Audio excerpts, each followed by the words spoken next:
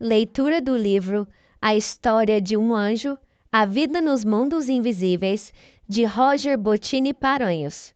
Obra mediúnica orientada pelo Espírito Hermes. Sexta edição, 2007, Editora do Conhecimento. Capítulo 30. Retorno ao mundo maior.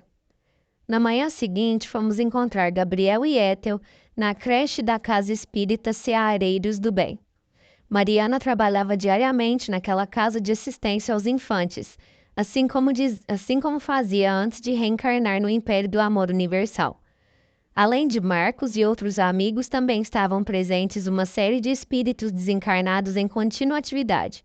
Era fácil perceber a preocupação dos irmãos desencarnados, com uma seriedade e concentração raras. Os técnicos espirituais organizavam os preparativos necessários aos sucessos inesquecíveis que ocorreriam naquela manhã quente e ensolarada. Gabriel brincava alegremente com as crianças, enquanto Ethel estava nervosa e apreensiva.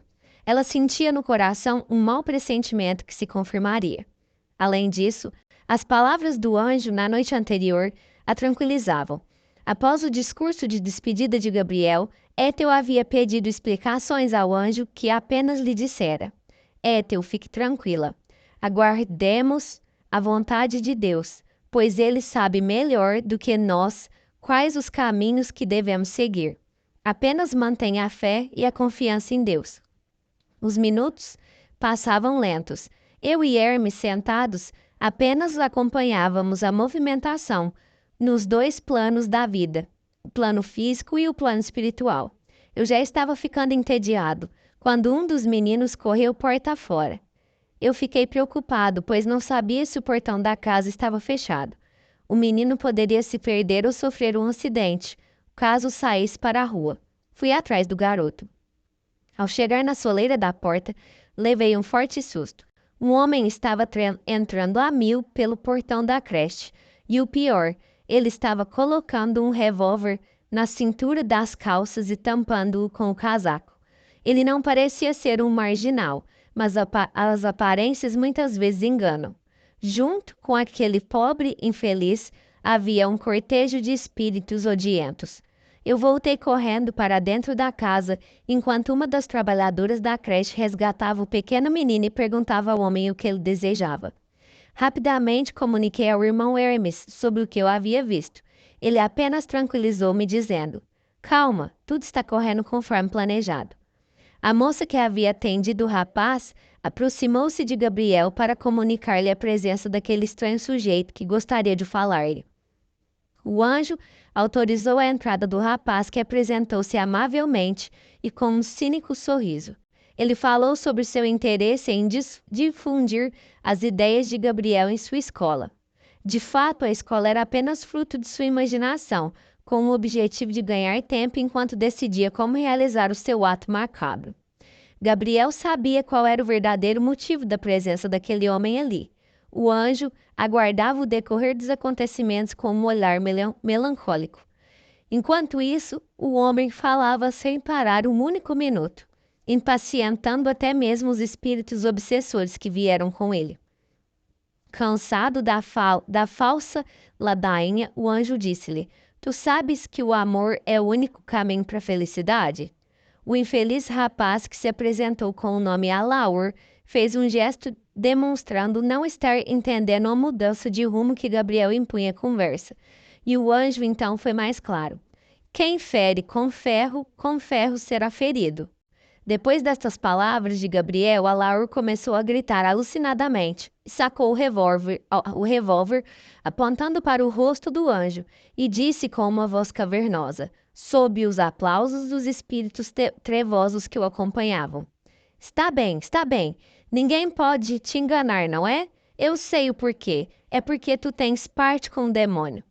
Gabriel mantinha-se sereno, enquanto todos estavam extremamente nervosos.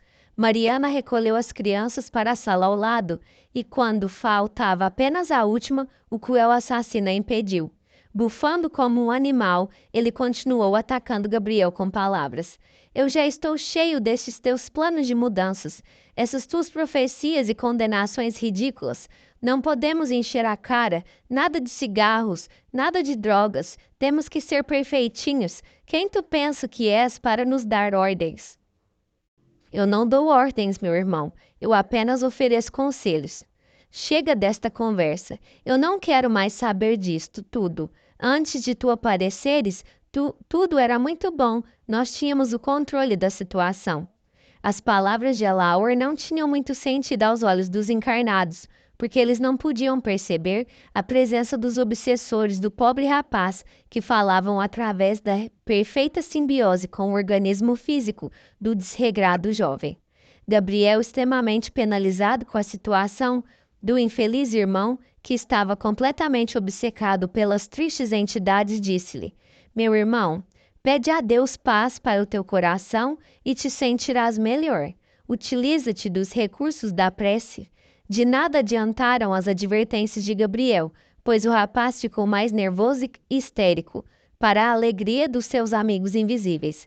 Um deles, um espírito obsessor, literalmente subiu nas costas de Alaor e ofereceu-lhe satisfazer todos os seus desejos caso ele acabasse com a vida de Gabriel. Os desejos do rapaz eram de ordem extremamente inferior, justificando suas amizades invisíveis. Alaor rapidamente registrou no subconsciente a oferta das trevas. Percebendo que o jovem estava meio abobalhado, o espírito montado em suas costas deu-lhe um tapa na cabeça. Naquele mesmo instante, Alaor voltou a gritar enlouquecido com a arma apontada para Gabriel. Chega desta conversa, eu vou te matar. Naquele instante eu percebi o trabalho dos espíritos responsáveis pelo processo de desencarnação. Quase todos os laços que ligam o corpo ao espírito já estavam desligados em Gabriel. Todos estavam nervosos, menos o amorável anjo, que até eu perdi o controle e tentei interferir no ato que estava prestes a se consumar. O irmão Hermes então repreendeu-me. Roger, o que é isto? Não podes interferir. Gabriel não é uma individualidade, mas a personificação do bem. É por isso que temos que interferir. Estão matando o bem. Mais uma vez o mal está vencendo. Não, não está. Gabriel agora torna-se o Cordeiro de Deus que oferece sua vida em holocausto para a glória do plano divino. Não ouvistes as palavras de Danúbio? Esta humanidade ainda precisa da dor para gravar os ensinamentos divinos no coração?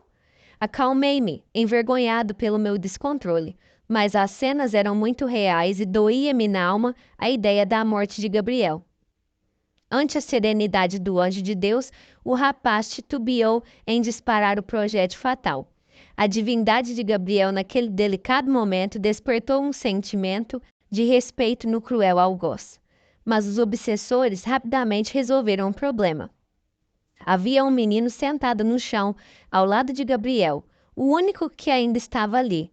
Ele estava brincando com um jogo de montar antes daquele tumulto. Agora o menino estava atônito, sem saber o que estava acontecendo. Um dos obsessores então disse a Alaor: atire no garoto, atire no garoto. Sem pensar um minuto sequer, Alaor direcionou o revólver para o garoto e disparou impiedosamente. Com uma agilidade incrível, Gabriel ajoelhou-se na frente do menino, de costas para o assassino.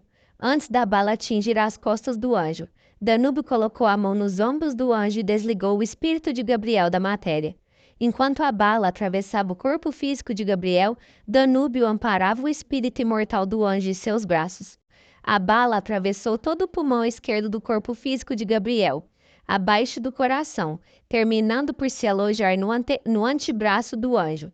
O anjo de Deus, conhecedor do poder destrutivo dessas malditas armas, teve o cuidado de colocar seus braços em frente ao peito para evitar que a bala viesse a atravessá-lo e por fim atingir o garoto. Ainda tonto nos braços de Danúbio, Gabriel viu as primeiras gotas de sangue que corriam de seu corpo físico, ligado unicamente pelo cordão prateado, laço mestre que permite a comunicação espírito-corpo. Gabriel manteve seu corpo de joelhos diante do menino e com um sorriso no rosto para evitar um forte trauma na criança. Eu pensei naquele momento, nem mesmo no momento extremo de sua vida Gabriel deixa de se doar. Em um momento em que ele teria todo o direito de chorar, gemer e até mesmo gritar, ele abriu mão de seu direito para privar aquela criança de 4 anos da cena triste de sua morte, ofertando-lhe em contrapartida um amigável e inesquecível sorriso. Mariana percebeu a dificuldade de Gabriel e seu empenho para que a criança não percebesse o que estava acontecendo, contrariando qualquer determinação do cruel assassino que estava agora em estado de choque. Mariana correu até a criança e a retirou daquela sala, levando-a para junto das outras crianças, que agora estavam no playground, atrás da casa, que servia de amparo aos pequeninos órfãos. Naquele mesmo instante, o corpo de Gabriel caiu com o rosto no chão. Ethel soltou o grito de dor mais sentido que eu ouvi em toda a minha vida. A voz sempre meiga e serena daquela bela mulher dilacerou minha alma. Aqueles gemidos seguidos de lágrimas angustiantes fizeram-me chorar também. Todos correram até o corpo de Gabriel, enquanto ele, em espírito apoiado nos braços de Danúbio, assistia a tudo sereno e tranquilo, e recuperando rapidamente a sua consciência imortal. A cada segundo sua luz crescia de uma forma impressionante. Ethel colocou rapidamente a cabeça de Gabriel em seu colo. O anjo, deitado no chão, com sangue por todo o seu peito, mantinha aquele inesquecível olhar de amor, paz e perdão que ele sempre doou a todo o gênero humano. Enquanto Ethel acariciava seus cabelos, Gabriel olhava para ela e para Marcos, que de joelhos segurava firme a sua mão. Apesar de estar com todo o corpo lavado de sangue, o anjo sorria, pedindo a Ethel que se acalmasse e que mantivesse a fé e a paz no coração. Todos estavam muito abalados, inclusive eu. Sempre pensei que havia superado os desequilíbrios tão comuns quando uma pessoa desencarna, mas não. Eu estava completamente abalado. Encostado na parede, comecei a escorregar até sentar-me no chão. Com os braços sobre os joelhos, eu senti o forte nó na garganta que Ethel deveria estar sentindo. Eu estava preparado para a morte de Sebastião e de qualquer pessoa que morresse naturalmente, mas não para a morte de Gabriel, e naquelas condições. Com a mão direita no rosto eu chorei. Eu nunca mais serei o mesmo depois desta inesquecível experiência. Penalizado com a minha situação, o irmão Hermes abraçou-me e disse: Eu deveria ter te preparado melhor. Desculpe-me. Aquele gesto espontâneo e humilde de Hermes aliviou meu coração. Retribuí o abraço e sequei as minhas lágrimas na túnica do meu benfeitor amigo. Não havia tempo para pensar em mim. Tínhamos que trabalhar. Ethel soluçava desesperadamente, enquanto Marcos de joelho olhava penalizado para o assassino, que mais parecia uma estátua de pedra, tal o estado de choque em que ficara. Gabriel, em espírito ao lado de Danúbio, percebendo a atitude de todos, utilizou o cordão prateado como se fosse um controle remoto entre ele e o corpo físico que estava à beira da morte e disse: Irmãos, lembrem-se das palavras de Jesus no alto da cruz. Perdoai-os, Pai, pois eles não sabem o que fazem. Eu desejo que vocês amem a este irmão como a mim.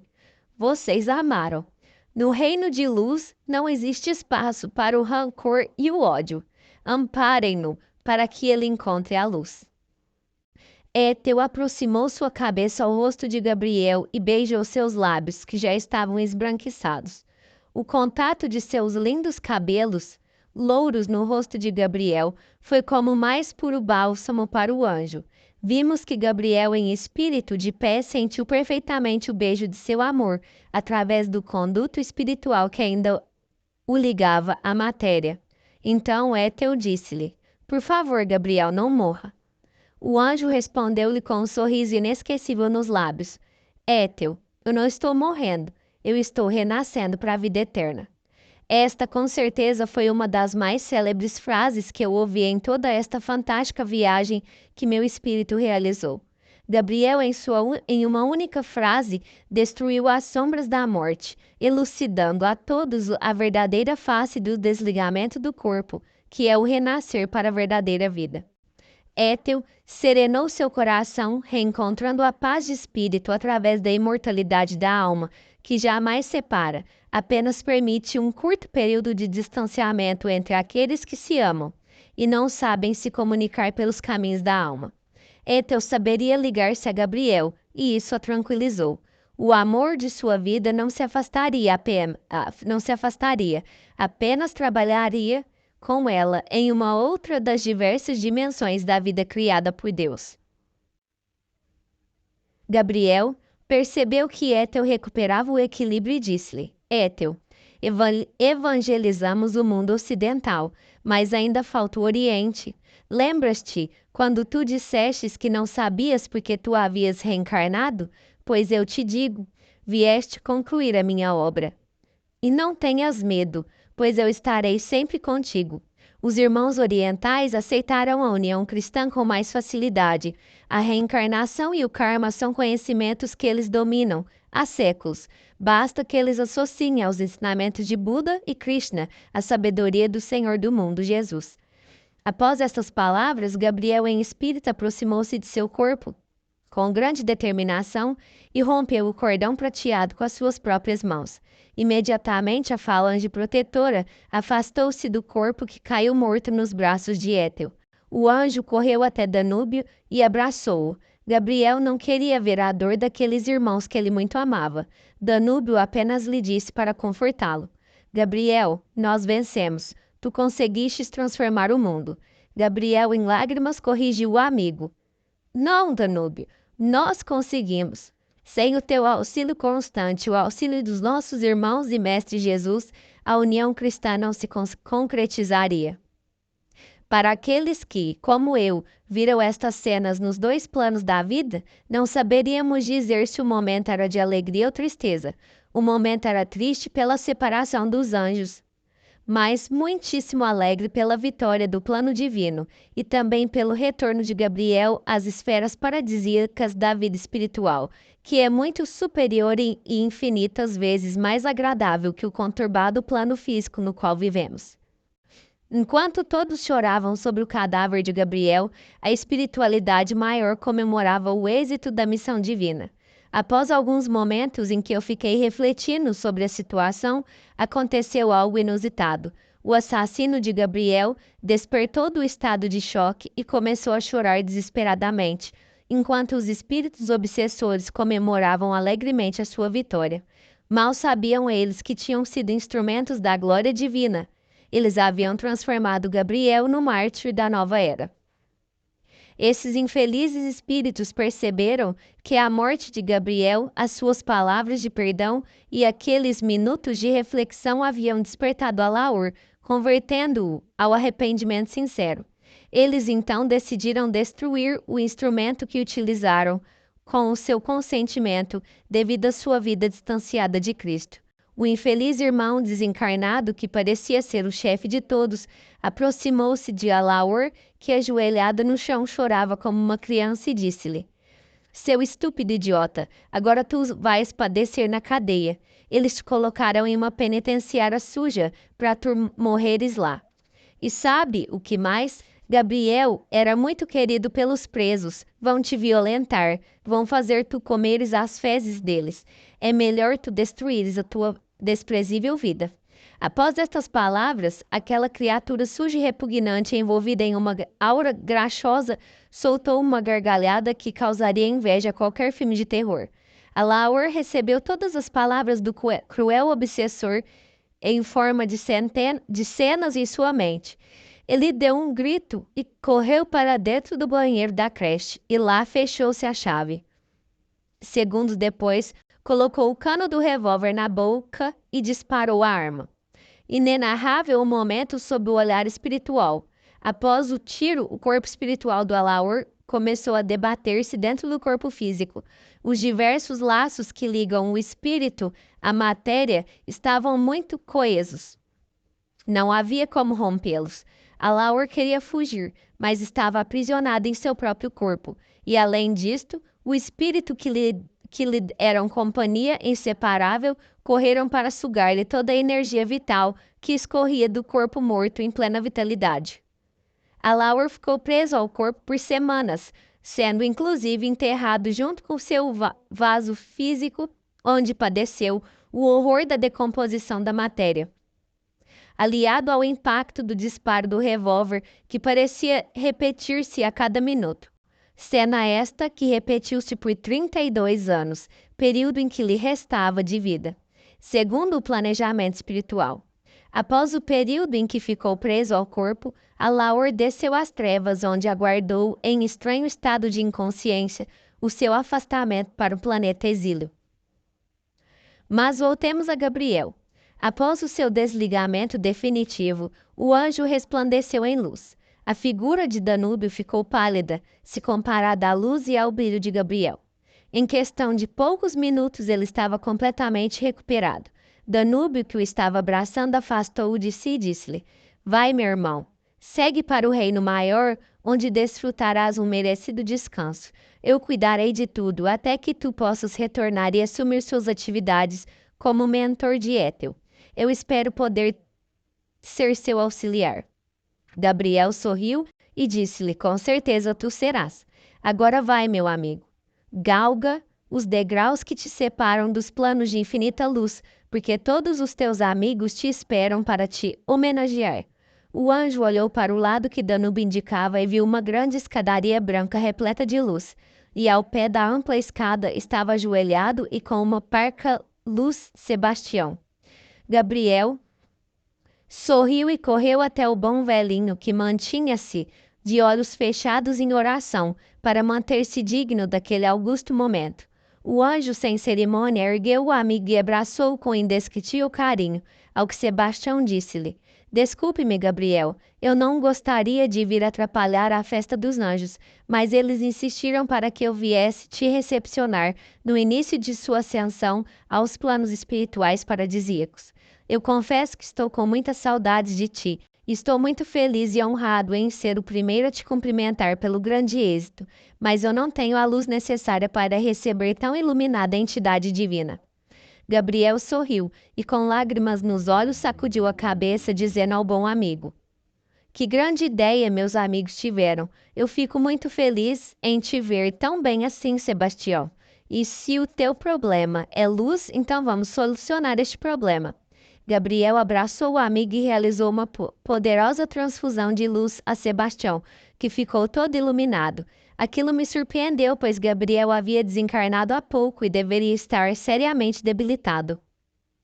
Mas não existe regra sem exceção, ainda mais quando se trata de espíritos iluminados.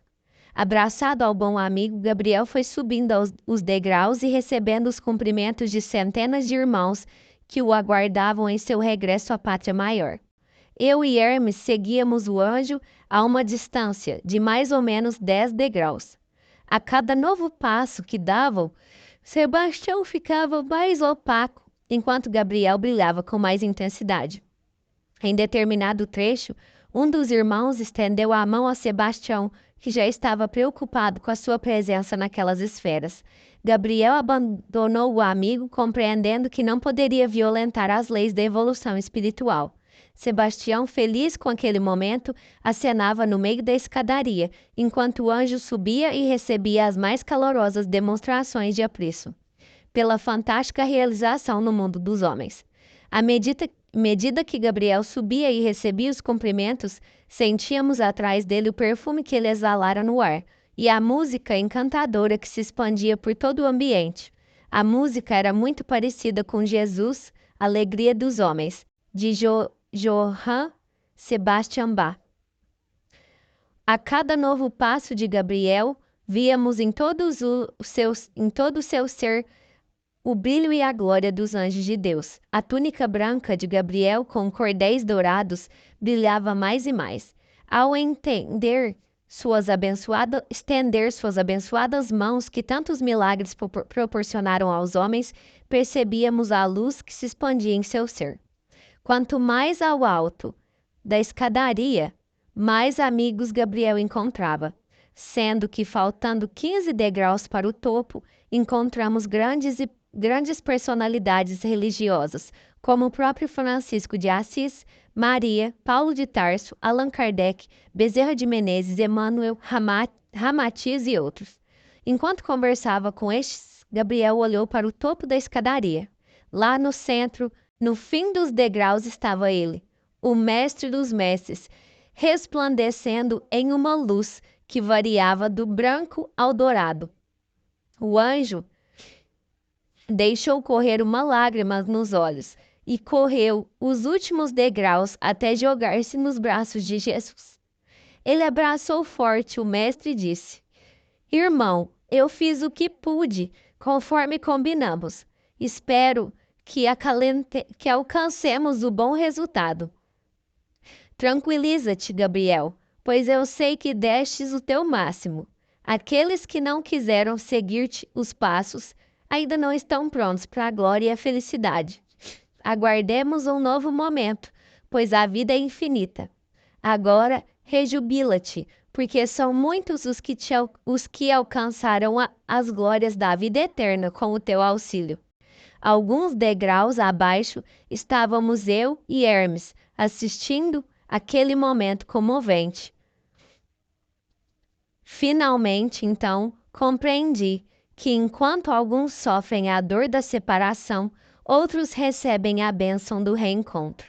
Em algumas décadas, Ethel estaria vibrando de alegria. Enquanto os que iriam ficar sofreriam a dor da separação. Capítulo 31. A dor de Sebastião. O corpo de Gabriel foi cremado. Infelizmente, não foi possível utilizar seus órgãos para doação como ele havia manifestado interesse que fosse feito, alguns anos antes, devido à sua morte ter fugido às condições necessárias. Logo após a cremação, Ethel jogou suas cinzas sobre o grande parque de sua cidade natal. Ele amava a natureza e gostaria que algo dele ficasse lá, sob aquele belo espetáculo no entardecer que ele tanto admirava. Eu fiquei imaginando a alegria das pessoas que viessem a receber os órgãos de Gabriel caso isso tivesse sido possível. Assim como os objetos, os órgãos emitem a vibração energética daqueles que eram seus proprietários. Os felizardos que recebessem os órgãos de Gabriel sentiriam toda a vibração de paz e luz do anjo, mesmo após anos de sua partida. A cerimônia de cremação foi muito bonita. Uma extensa fila formou-se para a despedida do anjo. Devotos de todas as religiões cristãs foram oferecer sua última homenagem àquele que sempre tratou a todos como irmãos, rompendo as barreiras dos preconceitos religiosos. Gabriel havia instaurado no mundo uma nova concepção religiosa. O anjo reconstruiu a doutrina de Cristo segundo a sua essência, o amor universal. Um fato a citar são as palavras ditas por uma importante personalidade da Igreja Luterana Ethel. Existem homens que nasceram para ser alunos, outros para ser professores, e poucos para ser mestres. Gabriel está entre este último grupo. Ele nasceu para iluminar a humanidade. Ele fez o que nenhum de nós em tempo algum teria talento para realizar. A missão de Gabriel havia sido coroada de êxito em todo o mundo ocidental. A sua morte gloriosa, demonstrando seus augustos ensinamentos, havia despertado definitivamente a humanidade para a união cristã. Mesmo desencarnando jovem, Gabriel havia se transformado em um sábio inquestionável. Ele havia trabalhado por 10 sábios em um período interior há 40 anos. Seus conceitos haviam tocado até os incrédulos, despertando-lhes o sentimento religioso, a exemplo da missão de Jesus. A missão de Gabriel havia atingido todos os seus objetivos. Restava agora a Ethel o trabalho de conclusão. 2 semanas depois, eu e Hermes fomos visitar a cidade astral Esperança. Entramos em um determinado quarto de um simples mas aconchegante prédio, onde Sebastião voltado para a janela, rezava de joelhos. Entramos em silêncio e nos sentamos. Sebastião orava nestes termos, com os olhos voltados para o sol que se punha no horizonte. Meu Deus, ajuda-me. Meu coração sofre com a dor da separação.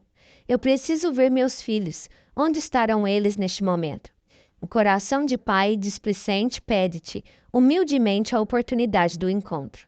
Ah, meu Deus, se eu tivesse despertado antes para as verdades do Espírito, será que meus filhos não teriam outro destino? E quantos pais e filhos peregrinam, alucinados pela matéria, sem crer no triste destino que os espera, quando estamos longe de Cristo? Permite-me, Senhor, que eu ajude quem está perdido nos caminhos da vida, mas dai-me o bálsamo do Espírito através do reencontro de meus meninos. Naquele instante, Gabriel começou a materializar-se no quarto de Sebastião. O bom velhinho ficou com os olhos marejados de lágrimas quando reconheceu o ilustre amigo que lhe falou. Bastião, desculpa a demora. Muitas atividades nestas 2 semanas impossibilitaram-me de realizar esta visita antes. Eu sei que tu e Flora estão ansiosos para ver teus filhos. Sim, Gabriel. Desde que retornamos para cá, os nossos instrutores nos recomendam aguardar o teu retorno para visitá-los. Eu sei que tu tens diversos compromissos, mas não aguentamos mais esperar. Nós precisamos ver os nossos meninos. Está bem, chama Flora, para que possamos partir para o Vale dos Viciados.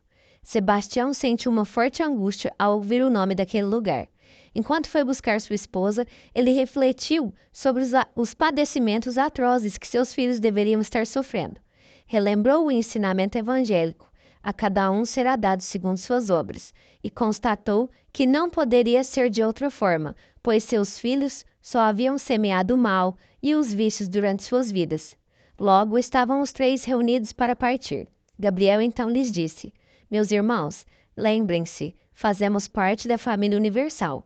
Todos somos irmãos perante Deus. Portanto, não olhem para seus filhos da última reencarnação com a forma exclusivista da matéria. Lembrem-se que eles são irmãos muito amados que necessitam de nosso amparo e não de nosso desespero. Os 3 partiram. Sebastião e Flora estavam com um aperto no coração, enquanto Gabriel meditava sobre a melhor forma de realizar aquela difícil tarefa. As zonas de trevas são áreas realmente angustiantes, ainda mais neste determinado período. As portas do grande exílio, onde as almas transviadas estão mais desesperadas e gritam enlouquecidas, pressentindo o apartamento da terra. Era a primeira vez que Flora e Sebastião desciam em uma zona tão escura e dolorosa. Apesar de trabalharem nos postos assistenciais, eles não tinham, neste passado recente, visitado uma região tão dolorosa como aquela. Os 3 caminharam por diversos minutos, desviando aqui e ali dos corpos estendidos no chão. A escuridão era imensa, mas havia diversos trabalhadores no local, o que facilitava a iluminação e o acesso. A separação do joio e do trigo já havia sido iniciada há algumas décadas, portanto, os espíritos da esquerda do Cristo já estavam sendo agrupados para, em blocos, serem enviados para o novo mundo, que lhes serviria de escola. Isso facilitou a visita dos 3 àquela região. O trabalho incessante dos operários de Cristo não permitia o assédio dos trevosos que estavam enlouquecidos com a perda de seus domínios. Em alguns minutos mais, de marcha nas trevas, Gabriel encontrou César, com o auxílio dos trabalhadores da região. O filho mais novo de Sebastião e Flora estava deitado em uma maca, sofrendo fortes convulsões. O casal, impressionado com o que via, aproximou-se do jovem rapaz que estava irreconhecível. Os olhos estavam quase saltando das órbitas.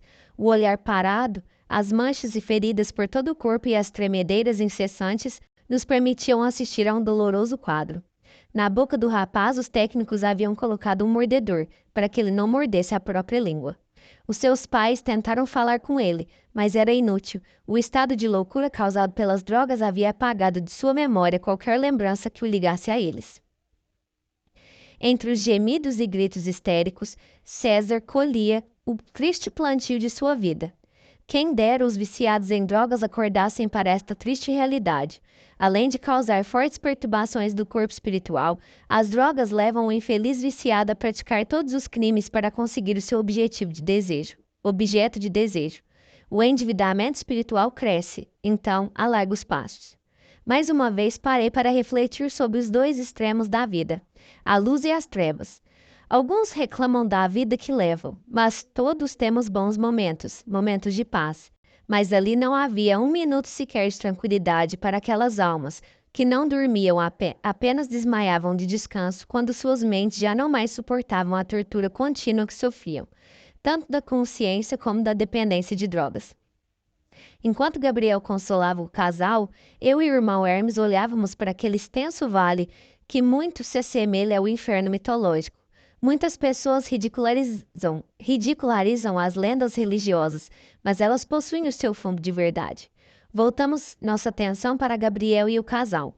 Flora segurava a mão encarquilhada do filho, enquanto Sebastião perguntava a Gabriel: ele será mesmo exilado? Não há como evitar? Não, meu amigo, não há. Isto que me sugeres é impossível. Ele teve diversas encarnações para despertar, mas não quis. Mas creia em minhas palavras, o exílio será melhor para ele. Doía em meu coração ver Flora ajoelhada ao lado da maca de César chorando. Eu sei que jamais um homem poderá compreender a imensidão da dor de uma mãe, mas eu soube naquele momento que este sentimento ultrapassa os limites da compreensão humana. Eu rezei para Jesus aliviar o coração daquela mulher. Não sei se obtive resultado, só sei que ela serenou um pouco e voltou para perto de Sebastião, repousando seu rosto lavado de lágrimas no ombro do marido.